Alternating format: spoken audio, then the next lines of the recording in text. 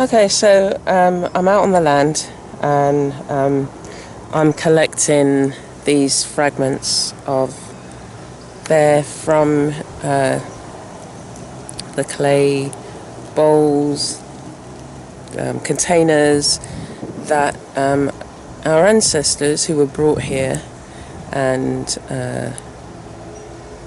enslaved created. So we have artisans who were able to form pots from the clay soils. So we have red clay here.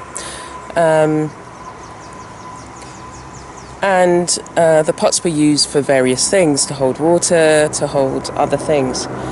And over time, what's happened is, they've been broken and they're turning up on the land. And so these hold memories. Everything has an energy. This is from the earth. It was formed and then dried, fired, I guess, in fire pits, and then whether it was water or grains that were contained in them, I'm still doing my research, but everything holds a memory, everything holds energy and a vibration. And what I'm trying to do is to tap into that vibration. So first of all, in this hot sun, I'm collecting the fragments, or as many fragments that are revealing themselves at this particular moment. I collected a lot before, and now I'm just walking the land to see what has been unearthed or what is being uncovered through the rain that washes away the soil, that then, the rocks are being uncovered, and a lot of these fragments. So I've got a bucket full at the moment. And another thing that I feel is that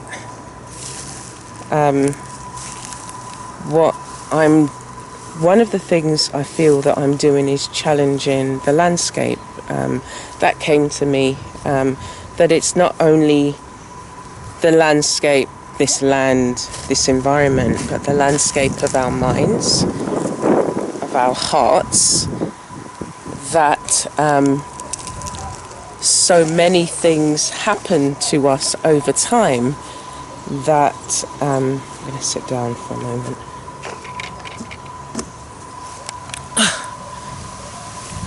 It's shading. So many things happen to us over time that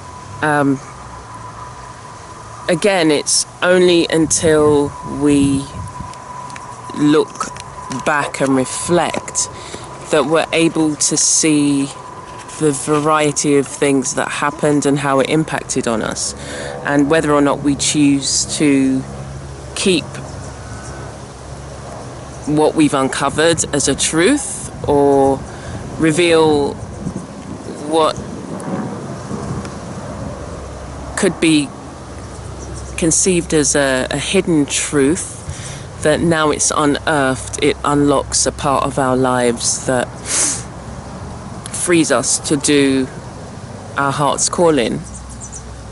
Or whether it's the truth that somebody else tried to imprint on us, and those are the things, the negative things, that have to be uncovered and dug up. And just like I go round and dig up the weeds, or where they're plants, as I say, they're other people's truths. So this is a plant in its own right, but I don't want it here because it chokes the other plants. It takes over, basically. And so in our own lives, we have to uncover those things, those weeds that are not supposed to be there. Those things that crowd us, that don't allow our voices to come through. And so working with the land and being on the land has given me so many different insights to how it is that in our own lives we have to try and navigate and determine what we want to be there. So if I'm planting a garden and I want specific plants to grow, and I'm nurturing those specific plants, when the weeds come and the pests come, I need to take action. And it's the action that we're taking in our intuitive, creative practice that is going to uncover and unearth many things that shouldn't be there, and many things that we need to bring to the surface, and many things that we need to add, the strengths that we need to add from our creatives that are around the world and who are imparting their wisdom to us,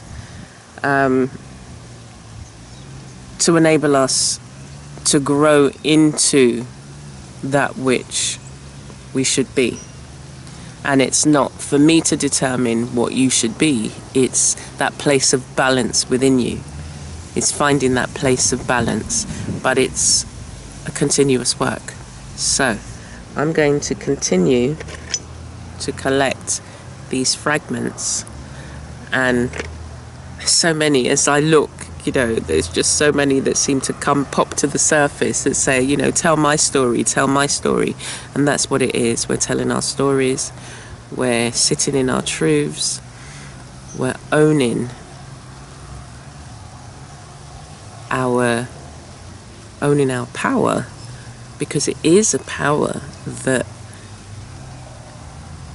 once we're in that place, there's nothing that we cannot do, in the sense that, you put your mind to it, you will achieve it. And it's to get to that place of balance where we are confident in who we are and we're moving forward. So that's an insight. And for you to maybe even look around you and see because it's those natural materials so that we have in our midst. I mean, you might not have clay fragments in your midst, but there may be other things that are speaking to you through either what they represent or what they're actually made of. So this is no longer the clay soil. It had a different use, and its voice, what it will express, is going to take time to manifest.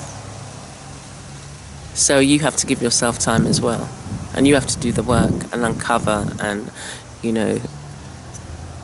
dust off, and just like those excavators, that are discovering, buried, artifacts, the archaeologists, and the tools that they use, very delicate tools and very precise, very delicate movements as you move away some of the surrounding soils.